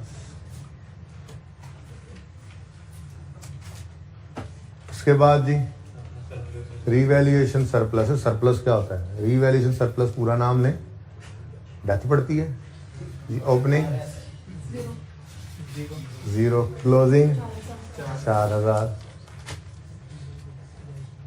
नेक्स्ट क्या है? भी इधर ही बना देते हैं मेरे ख्याल से, तो लॉन्ग टर्म लोन है। Opening 5,000, closing 4100। नजर आ रहा है बज़ाहिर ये कुछ रीपे हुआ है, तो कैश आउटफ्लो आएगा, ऐसे ही है ना, आई होगा घर पे कैश आउटफ्लो जी। उसके बाद क्या है, आप ही बताते जाएं सवाल। अब क्योंकि बच्चे जो ऑनलाइन वाले हैं उन तक तो बुक पहुंच ही जाएगी ये जब तक लेक्चर पहुंचेगा, ठीक है। नहीं तो हैंड आउट ऑलरेडी अपलोडेड है, तो हैंड आउट सामने उनके सवाल से चीजें उठाकर लिखते जा रहे हैं जी। उसके बाद क्या है? करंट लायबिलिटी शुरू हो रही है। करंट लायबिलिटी शुरू हो गई। अब ये ट्रेड पेबल्स, एक्रूअल्स और टैक्स लायबिलिटी में से 2 को वर्किंग कैपिटल में जाना है और टैक्स लायबिलिटी का हम लेजर बनाया करते हैं। लेकिन जरा ये बता दो कि इनमें से किसी एडजस्टमेंट्स में ये हिट तो नहीं हो रहा? पहले तो है इश्यूएंस ऑफ शेयर कैपिटल, फिर वो कह रहा है प्लांट बेचा है, फिर वो कह रहा है फाइनेंशियल चार्जेस जो हैं, ये तो इंटरेस्ट की बात कर रहा है, लेकिन फाइनेंशियल चार्जेस अलग से नहीं ना पड़े हुए।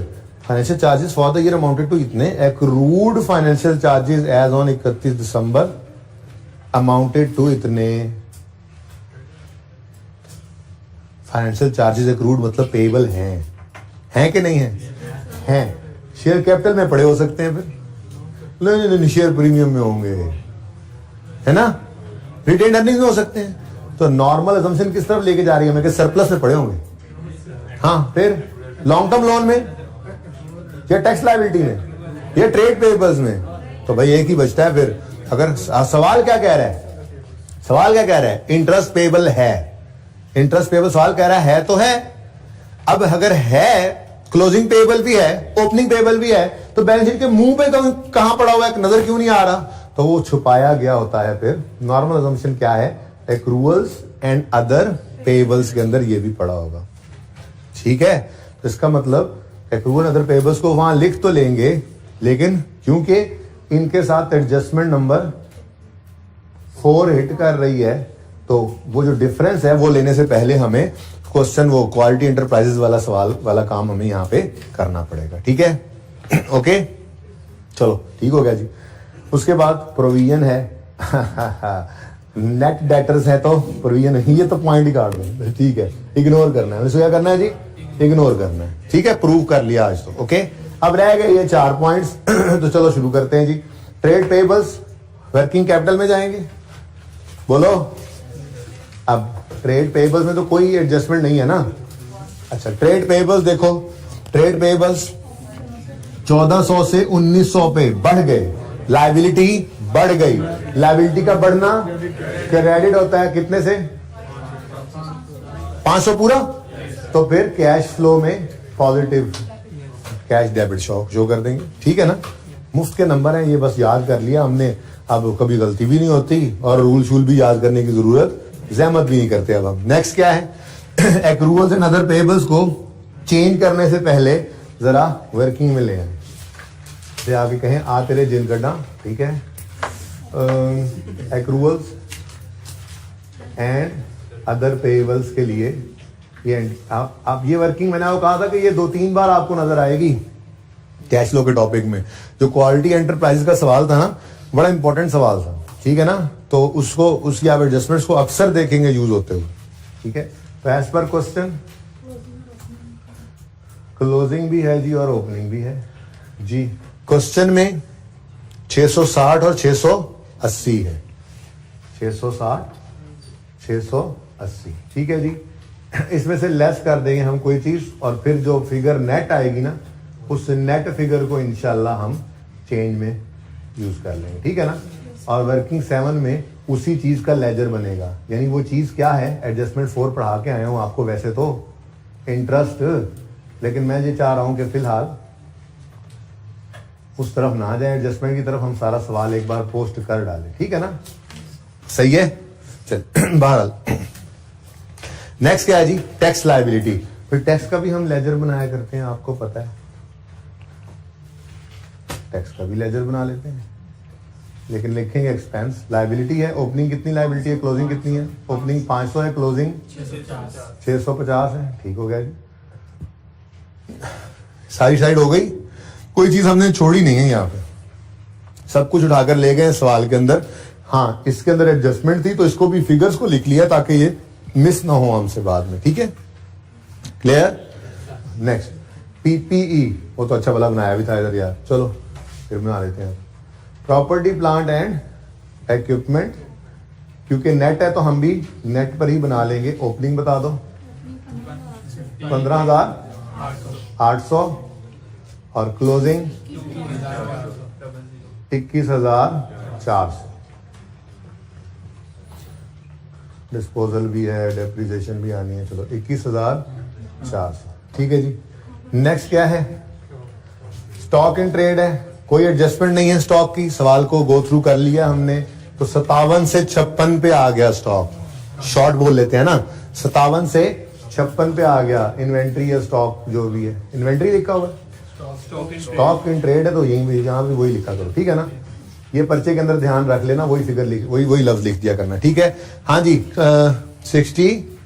57 से 56 पे आ गए, कम हुआ है। स्टॉक क्या है? एसेट का कम होना, क्रेडिट दूसरा इम्पैक्ट कैश पे डेबिट 150 से, ठीक हो गया। Next trade receivables already net हैं, प्रोविजन को हमने इग्नोर किया और नेट डेटर्स को ही ले जाते हैं, प्रूव कर चुके हैं हम। ग्रॉस को लेकर जाएं तो प्रोविजन फिर निकालनी पड़ेगी, रिवर्स वर्किंग करोगे, नेट डेटर से ग्रॉस डेटर्स निकालोगे, प्रोविजन निकालोगे, फिर प्रोविजन को अलग लोगे, ग्रॉस को अलग लोगे। क्या आप पागल हो? बात समझे हो? नेट डेटर्स ही लो भाई, जब फर्क कोई नहीं पड़ता। ये बात समझे हो? यहां पे नेट गिवन है, नीचे सिर्फ परसेंटेज गिवन है।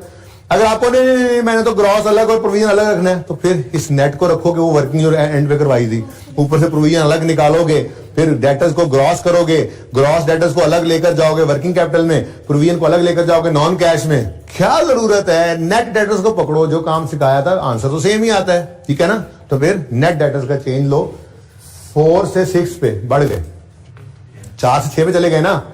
तो डेटर्स लिखा हुआ है, ट्रेड रिसीवेबल्स डेटर्स को ही कहते हैं जी। बढ़ रहे हैं तो एसेट बढ़े तो डेबिट, दूसरा इम्पैक्ट कैश को क्रेडिट। कितने से? 23। मैं खुश हो रहा सी कि पॉजिटिव कैश फ्लोज आ रहे हैं, जब नेगेटिव आया है तो उसने तो तसल्ली करा दिया एक ही बार। चले बाहर क्या हो सकता, सवाल है। ओके, उसके बाद अदर रिसीवेबल्स में कोई एडजस्टमेंट नहीं है आज। जैसे 13 वाला सवाल था ना, 13 वाला, वो 13 कह रहा हूं, क्वालिटी एंटरप्राइज वाला, उसके अंदर आपको इधर लायबिलिटीज में भी एडजस्टमेंट नजर आई थी, इधर एसेट्स में भी नजर आई थी, याद है ना। एक तरफ इंटरेस्ट एक्सपेंस था, दूसरी तरफ इन्वेस्टमेंट इनकम थी। यहां पे सिर्फ एक्सपेंस है, इनकम नहीं है, तो वो ज्यादा फुल फ्लैज एक कॉन्सेप्ट सवाल दे गया था हमें, ठीक है। बहरहाल अदर रिसीवेबल्स बढ़ रहे हैं, 800 से 2300 समथिंग पे चले गए। एक मिनट, अदर रिसीवेबल्स, हाँ सही कह रहे हो, तुम्हारा हाथ खड़ा हो, मुझे याद आ गया। इसके लिए वर्किंग नंबर कोई करते हैं अभी, वर्किंग 10। ये क्या कहा मैंने भाई, ये क्या हो गया? वो कल एडजस्टमेंट डिस्कस की थी ना आपके साथ, आप भूल गए हो। मैं नहीं भूला, भाई नहीं भूले थे, मैं भी भूल गया था। वो जो फिक्स एसेट बेचा है उसके पैसे सारे रिसीव नहीं हुए, बल्कि वो तो मैंने एडजस्टमेंट सॉल्व भी कर दी थी। चलो, अदर रिसीवेबल्स में पड़ा हो सकता है, ऐसे ही मैं खुश हो रहा था कि इसमें नहीं है जी, इसमें भी एडजस्टमेंट दोनों तरफ ही है, क्लोजिंग और ओपनिंग। एज पर क्वेश्चन बता दो ताकि फिर कंप्लीटनेस इंश्योर हो जाए। ओपनिंग कितना है? 800, क्लोजिंग 23। ये तो एडजस्टमेंट कल कर भी, बहरहाल चलो कोई बात नहीं। नेक्स्ट लास्ट क्या है? कैश एंड बैंक है, और ये जाता होता है हमारा वर्किंग 1 में। 3204 और 2355 कम हो गया, नहीं बस जरा लिख लो, 3204 और 2355 कैश एंड बैंक। बस ये एक ही आया खैर से आज, तो बस एक ही, तो यही टोटल है बस। बैलेंस शीट सारी फेंक दी हमने उठा के, इनकम स्टेटमेंट रह गई। पीबीटी 8955 स्टार्टिंग पॉइंट है हमारा, 8955। जो फिगर मिलती जाए सब कुछ टिक कर देना, सवाल में कुछ नहीं जोड़ना, ठीक हो गया। उसके बाद टैक्सेशन मतलब टैक्स एक्सपेंस है ना, इनकम स्टेटमेंट में टैक्स एक्सपेंस है 2945, तो टैक्स के लेजर में आए, कैश ने इस तरफ आना होता है, टैक्स एक्सपेंस ने इस तरफ आना होता है। कितना भाई एक्सपेंस? 29, ये सवाल में गिवन था, सब कुछ लेते जा रहे हैं। प्रॉफिट आफ्टर टैक्स 6010 है, प्रॉफिट आफ्टर टैक्स 6010 आ गया, ठीक हो गया। चल, सवाल का डेटा सारा आ गया, अब जवाब की तरफ मूव करते हैं। जवाब में कहता है वो, number 1, shares issued during the year were as follows. सबसे पहले है जी 10% बोनस शेयर्स। क्या एंट्री सिखाई थी कल इसकी? बोनस शेयर्स की एंट्री क्या होती है जी? Dividend debit share capital credit. ये एंट्री हमेशा फेस वैल्यू से होती है, ठीक है ना। Dividend debit share capital credit और डिविडेंड डेबिट हुआ करता है रिटेन्ड अर्निंग्स में, ठीक है ना। ये एंट्री होती है, तो ये एंट्री लिख लेते हैं हम जाके, retained earnings debit, share capital credit. अब यहाँ पे वर्किंग कर लेते हैं जी। शेयर कैपिटल लिखा तो मतलब ये बोनस इश्यू हो रहा है, ठीक है ना। कितने हैं जी शेयर कैपिटल का ओपनिंग बैलेंस क्या है? 10,000 ओपनिंग बैलेंस है, तो 10,000 पर ही रेट लगना है 10%। कितना आ गया? तो 1,000 से रिटेन्ड अर्निंग्स डेबिट और शेयर कैपिटल क्रेडिट, बोनस, ठीक है, बोनस इशू, ठीक है जी। आगे कहता है जी और राइट शेयर्स भी हुए हैं जुलाई के अंदर। राइट शेयर्स की एंट्री क्या होती है? देखो, प्रीमियम का नजर आ जाना क्लोजिंग डेट पे ये निशानदेही कर रहा है कि हमारे शेयर्स प्रीमियम पे इशू हुए होंगे। बहरहाल एंट्री हुआ करती है, आपको पता है, cash debit, share capital credit, share premium credit, लेकिन हमें इसका डाटा पता नहीं है, तो कोई बात नहीं। एंड पे आप देखेंगे यही बैलेंसिंग फिगर निकलेगी, शेयर कैपिटल के अकाउंट से बैलेंसिंग फिगर निकलेगी, शेयर प्रीमियम से निकलेगी, वही हमारा कैश इनफ्लो होगा, ठीक है ना। तो ये फिगर उसने नहीं बताई थी। यहां तक को मसला, बोलो आगे। Number 2, during the year a plant costing 9500 and having book value of 5200 was disposed of for 4800। ये काम भी कल कर लिया था वैसे, लेकिन चलो दोबारा बना लो जल्दी से ये डिस्पोजल का अकाउंट जी। बुक वैल्यू ही बता दो, property plant equipment, book value ही बता दो। देखो ना, प्लांट की कॉस्ट है 9500 और बुक वैल्यू है 5200, ठीक है ना। तो जब हम प्लांट ही book value, asset account book value बना रहे हैं, तो यहाँ पे बुक वैल्यू ही ले लो। तो बुक वैल्यू कितनी है जी? 5200, ठीक है। वॉज सोल्ड फॉर 4800, ठीक है, लेकिन इसमें से 1800 अभी रिसीव नहीं हुआ। तो मैंने ये बात कल कर लिया ना, इसलिए आज इसको मजीद डिस्कस नहीं कर रहा कि कैश कितना आ गया, 3000 कैश आ गया और 1800 अभी क्या है जी, रिसीवेबल है 1800, ठीक है जी। तो हमें 52 वाली चीज हमारी 48 की बिकी है, तो हमारे पास लॉस आ गया एक, कितना, 400 का लॉस आ गया। अब कैश लॉस, ये तो जाएंगे पुराने तरतीब के हिसाब से।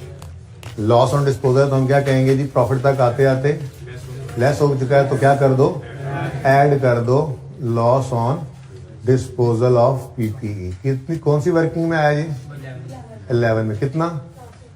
400, ठीक है जी। ऐड बैक कर दिया और यहां पे हमने आकर लिखा cash received on disposal of PPE. ये सवाल में ही गिवन था, कितना, 3000 इनफ्लो, ठीक हो गया। अगर आपको नहीं, मैंने सवाल में गिवन वाला नहीं देखा, मैंने तो यहाँ पे खुद निकाला है कि ये तो 4800 माइनस 1800 3000 आता है, तो ऐसे कर ले, मर्जी आपकी। लेकिन एडिशनल काम क्या करना पड़ेगा, ये जो रिसीवेबल है, ये देखो हमारे ऑपरेशंस का पार्ट नहीं है। हमारा काम कोई एसेट्स बेचना थोड़ा ही है। ये जो मैंने फॉर्मेट बनाया था थोड़ी देर पहले, यानी इसकी अगर इनकम है तो वो अदर इनकम में पड़ी होती है ना, तो इसलिए ये हमारे ऑपरेशंस का पार्ट नहीं है। अगर इसको अदर रिसीवेबल में पड़ा रहने दिया तो ये वर्किंग कैपिटल चेंजेस में जाके तो ऑपरेशंस का पार्ट बन जाएगा। तो हमने इसको ऑपरेशंस का पार्ट नहीं बनाना था, इसलिए हमने यहाँ पे इसको लेस किया, रिसीवेबल फॉर पीपीई। डिस्पोजल वाला ओपनिंग में कुछ नहीं पड़ा था, क्लोजिंग में 1800, अब पड़ा हुआ है रिसीवेबल हमारे पास, ये अगले साल रिसीव हो जाएगा, तो कैश इनफ्लो आ जाएगा, ठीक है जी। 800 और 585। अब इसको पकड़ो, 800 को 585 पे ले जाओ, आपको जी अदर रिसीवेबल्स कम हो रहे हैं, बोलो कम हो रहे हैं, कम हो गए। अदर रिसीवेबल्स 800 से 585 भी गए, कम हो गए ना। तो क्रेडिट, दूसरा इंपैक्ट, कैश को डेबिट कितने से, 215 से क्रेडिट और डेबिट, ठीक नहीं समझ आ रही तुम्हें? ओके, थर्ड एडजस्टमेंट है, depreciation for the year amounted to 7350। सुकून डेप्रिसिएशन 7350, यहां पे भी इसकी एडजस्टमेंट कर डालो। प्रॉफिट तक आते आते लेस हो चुकी है डेप्शन, इसको ऐड बैक कर दो 2 3 कितने सॉरी 7 3 तो ये मुफ्त के नंबर लेते जाओ साथ साथ। आसान था सवाल में कोई टेक्निकल बात नहीं थी खास जी। ये देखो आगे भी उसने सब कुछ बनाया दिया हुआ है आपको। कह रहे financial charges for the year, expense की बात हो रही है 1 ये क्या है जी, financial charges for the year, expense है, इंटरेस्ट एक्सपेंस है।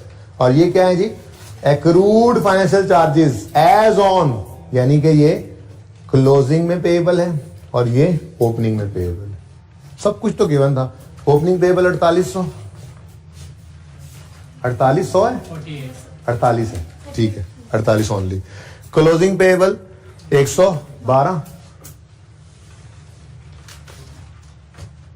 उसके बाद एक्सपेंस जो है वो 1100, कैश इस तरफ आता है और एक्सपेंस इंटरेस्ट एक्सपेंस 112। हाँ एक्सपेंस 1100 सॉरी। अच्छा ठीक हो गया जी, खत्म कहानी। चलो अब सवाल को लपेट के साइड पे रख दो, अब जवाब की तरफ चलते हैं। ठीक है 1 by 1 सब कुछ कर लिया ना। अब कैश का लेजर पकड़ो, ये शेयर कैपिटल लेजर पकड़ो, बताओ बैलेंस कितना आ रहा है? 1400 कैश ही है, फिर बता भी रहा था वो शेयर्स इश्यू हैं। और ये मतलब सादा बात है जी, 10 रुपए वाला शेयर 20 में बेचा होगा उन्होंने, ऐसे ही हुआ होगा ना।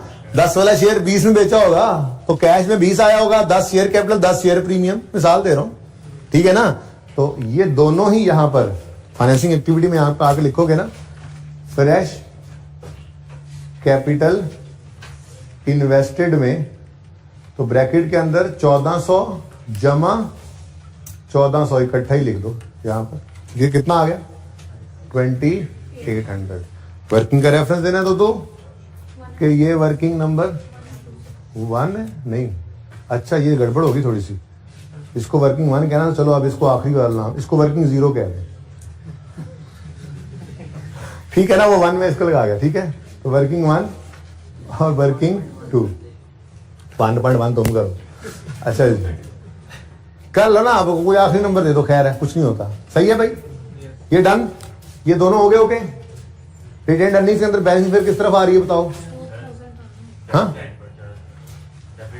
डेबिट साइड पे कितना भाई? ये 4000 क्या हो सकता है, सोच के बताओ भाई। Normal opening profit dividend in kind, यानी कि जो मुफ्त में शेयर बांटे थे वो, और फिर भी आ रहा है, तो ये भी डिविडेंड ही है, ये भी डिविडेंड ही है। अब नॉर्मेलिटी नहीं सोचनी है आपने। अगर रिवैल्यूएशन सरप्लस होता तो वो इस तरफ आता भाई, वो इस तरफ आता है, लेकिन उसके लिए इसमें भी डेबिट होना जरूरी था। डेबिट इधर क्रेडिट उधर, क्वालिटी एंटरप्राइजेस की तरह से। तो नॉर्मल चीज है भाई, डिविडेंड है। क्या है?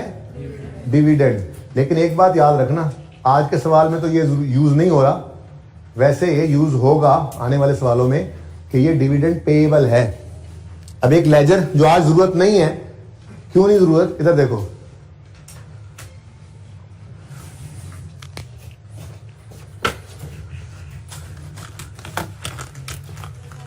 जरूरत क्यों नहीं है?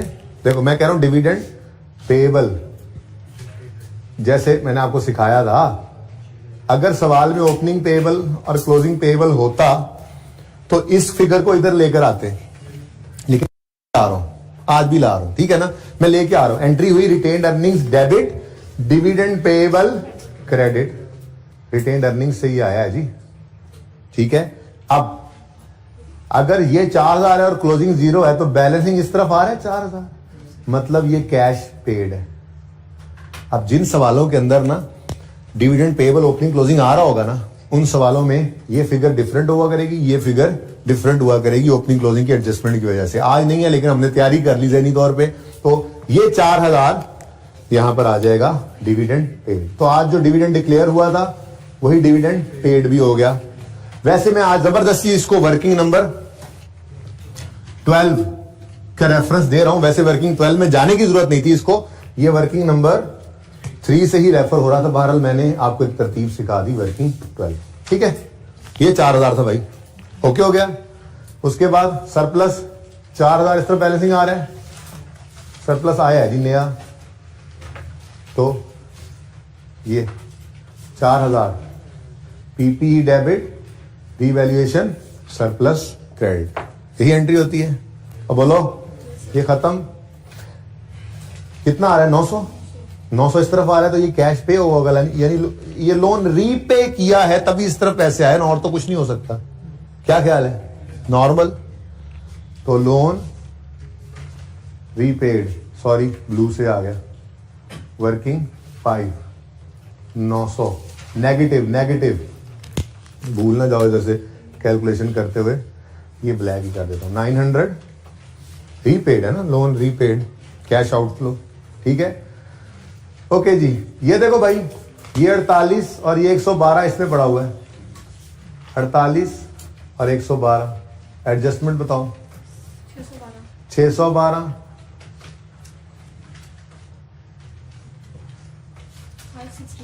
568, तो एक्रूअल्स एंड अदर ये लिए नहीं थे हमने। वर्किंग नंबर कौन सा है ये? 6 में। अब बताओ ये कम हो रहे हैं, लायबिलिटीज कम हो रही हैं, लायबिलिटी का कम होना डेबिट होता है, दूसरा इंपैक्ट कैश को क्रेडिट, कितने से? 44 से, ठीक है। तुम्हें नहीं समझ आ रही मुझे लगता है, वजह पता है तुम्हें, वजह तुम्हें पता है, घर पे याशियां मारोगे ना, सवाल नहीं करोगे, वेलियां खाओगे, ऐसे ही होगा। अच्छा जी, इंटरेस्ट एक्सपेंस के लेजर से बैलेंसिंग कैश आ गया, बैलेंसिंग कैश आ गया, बोलो बोलो। ये 1 बोल के कौन रुक जाता था, फंस जाता था, कौन था ये? 1 आगे भी बोलना भाई, 1036। ये इंटरेस्ट पेड है और ये इंटरेस्ट एक्सपेंस है।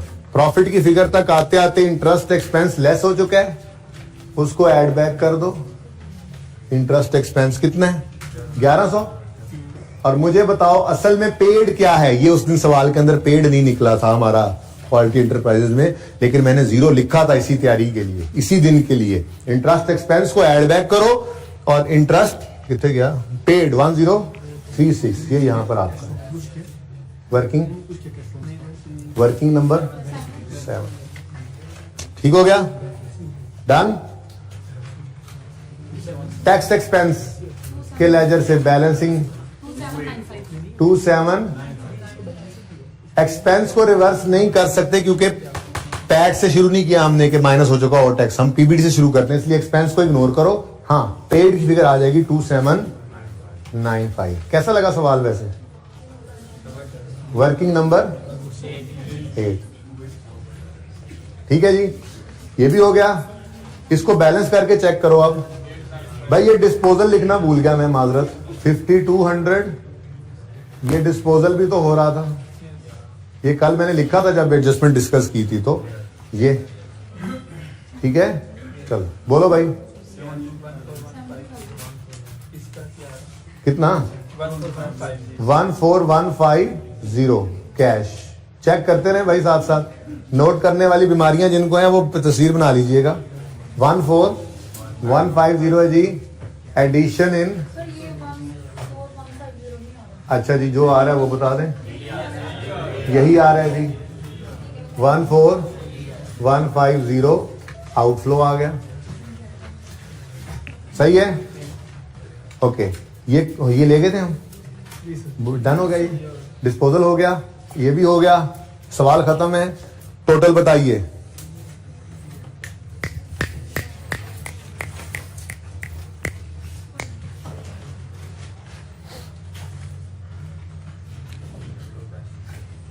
ये बंद करो, हर चीज पैक करो। होमवर्क में जो होगा हैंडआउट के अंदर आ जाएगा। वैसे यही है, ठीक है। ये दोबारा करें, XYZ वाला सवाल करें। हाँ, 8401 पॉजिटिव, ओके। इसका बता दें, 11150 नेगेटिव। इसका टोटल बताएं, 1900 पॉजिटिव। इधर देखो, 8401 पॉजिटिव, 11150 नेगेटिव और 1900 पॉजिटिव, कितना बनता है?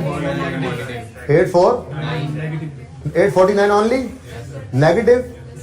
ओपनिंग कैश आ गया 3204 पॉजिटिव, क्लोजिंग क्या आ रहा है? 23। हो गया सवाल?